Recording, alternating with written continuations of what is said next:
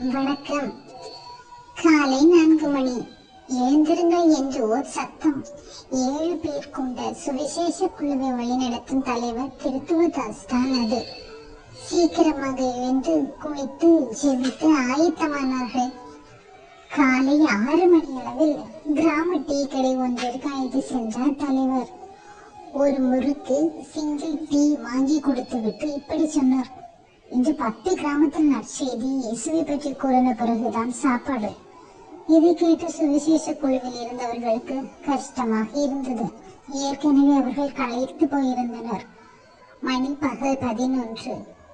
6 கிராமங்கள் தான் முடிந்திருந்தது.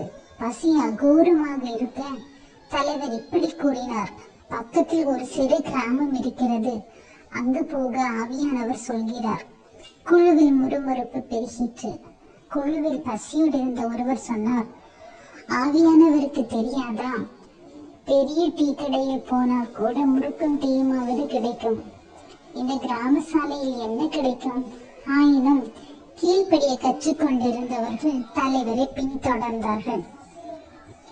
பின்தொடர்ந்து சிறு கிராமத்தில் போய் நின்று, வருவாய் தருணமிதுவே என்று பாடத் தொடங்கினதும் ஒரு கூட்டம் கம்புடன் அடிக்க ஓடி வந்தனர். ஓடுங்கடா ஓடுங்கடா என்று. சுவிசேஷ குழுவும் ஓடி ஒரு குக்கிராமத்திற்கு வந்தனர். வழியில் ஒரு வயல். அங்கே வேலை செய்த ஒருவர், ஸ்தோத்திரம் பிரதர் என்று அவர்களை வரவேற்றார்.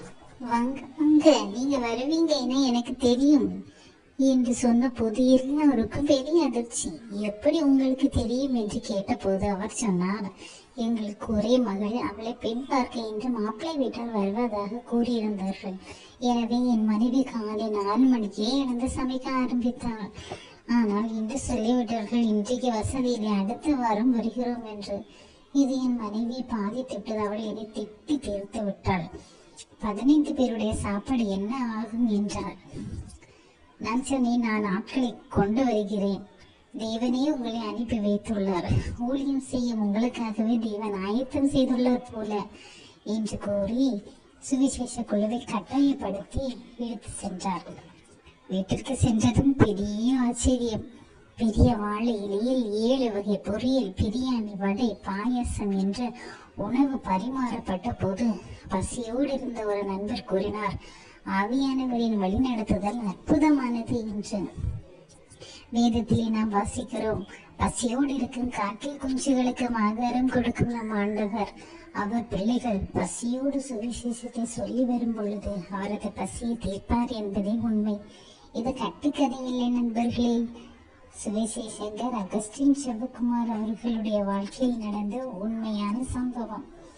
கர்த்தர் உங்களை ஆசீர்வதிப்பாராக.